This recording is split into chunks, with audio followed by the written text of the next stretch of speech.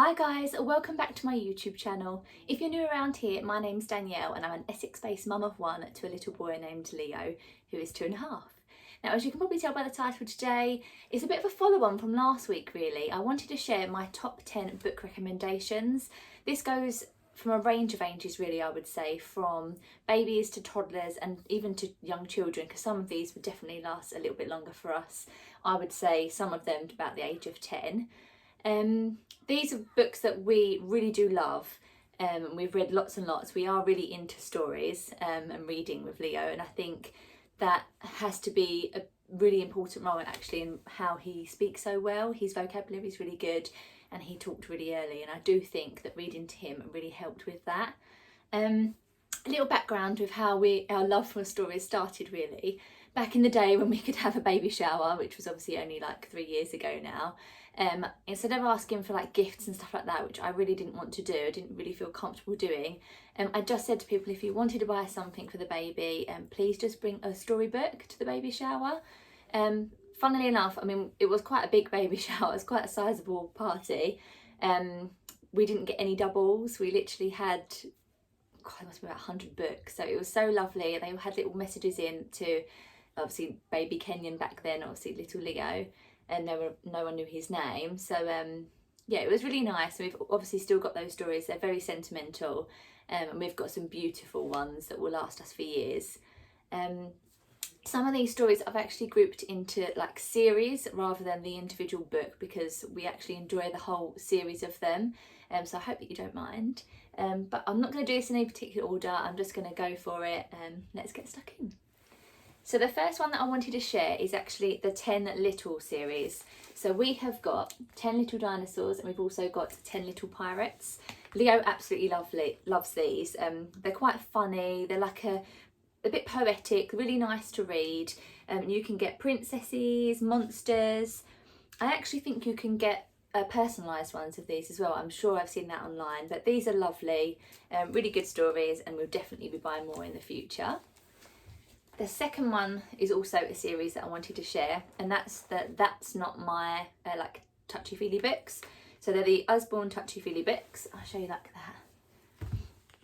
And these bits, if I go through a few, there's in each page there's like a little bit that you can touch, and there's like an adjective describing kind of what you're touching basically.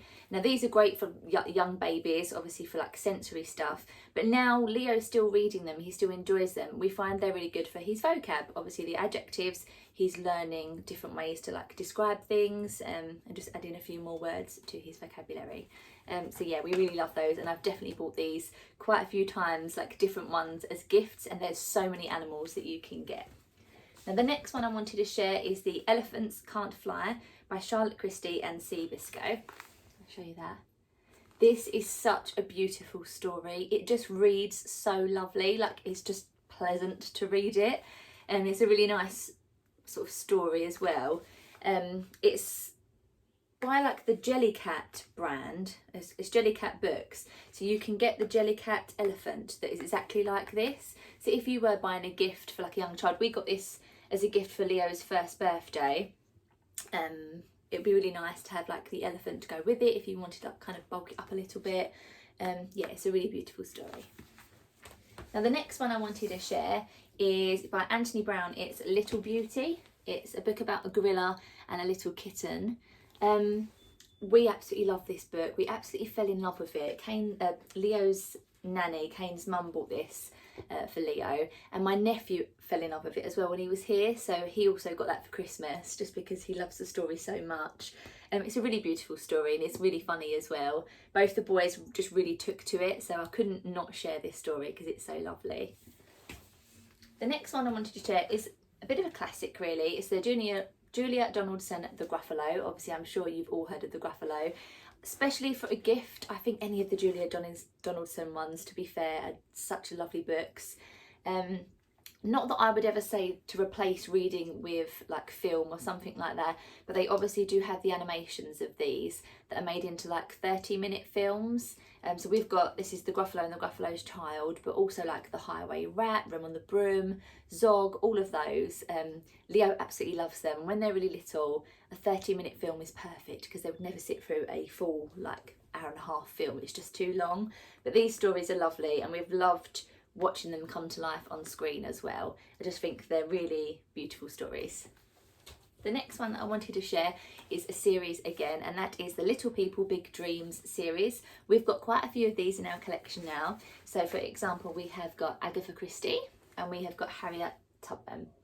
And it goes through like a cartoon version of like the certain person's life. So I think they're very educational because they can obviously learn about a certain person. We actually have got David Attenborough on our list to get next, because I think that would be a really nice one, and Leo likes watching all of the David Attenborough programmes.